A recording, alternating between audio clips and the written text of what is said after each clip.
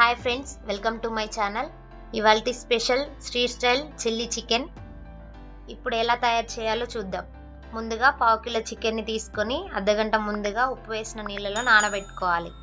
ఈ చికెన్ని నీళ్లు లేకుండా వడగట్టుకోవాలి. ఇప్పుడు చికెన్లో అల్లం వెల్లుల్లి paste, 1 teaspoon garam masala, 1 teaspoon మిరియాల పొడి, 1 టేబుల్ స్పూన్ కారం, 1 టేబుల్ స్పూన్ ధనియాల పొడి, రుచికి సరిపడా ఉప్పు, 2 టేబుల్ స్పూన్ల మైదా, 2 టేబుల్ స్పూన్ల కార్న్ఫ్లోర్ వేసుకొని బాగా కలపాలి. తర్వాత 2 టేబుల్ స్పూన్ల పెరుగు వేసుకొని మరొకసారి బాగా కలుపుకోవాలి. ఇలా కలుపుకున్న తర్వాత 1 టీ స్పూన్ నిమ్మరసం వేసుకొని బాగా కలుపుకోవాలి.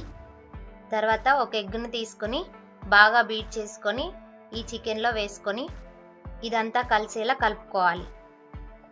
చూడండి, ఈ విధంగా కలుపుకున్నాక ఇందులో కొంచెం అజినోమోటో వేసుకొని కలుపుకోవాలి.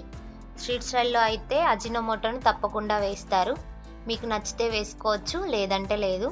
ఇప్పుడు స్టవ్ వెలిగించి కడాయి పెట్టుకొని డీప్ ఫ్రైకి సరిపడా ఆయిల్ వేసి బాగా వేడి చేయాలి.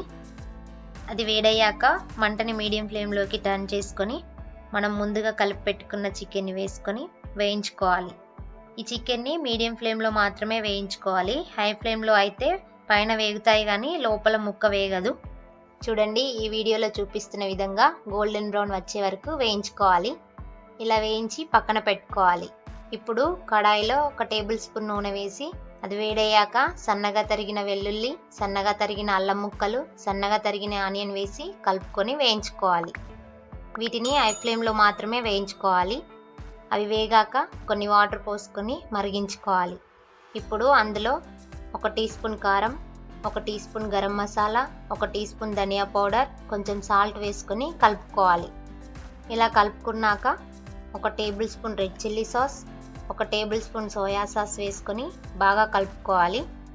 అవి కొంచెం ఫ్రై అయ్యాక 1 టీ స్పూన్ వెనిగర్ వేసుకొని కలుపుకోవాలి. ఇప్పుడు మనం ముందుగా ఫ్రై చేసుకొని పక్కన పెట్టుకున్న చికెన్ని వేసి ముక్కలకి బాగా పట్టేలా కలుపుకోవాలి. ముక్కలకి బాగా పట్టినాక సన్నగా తరిగిన కొత్తిమీర వేసుకొని సర్వ్ చేసుకోవాలి.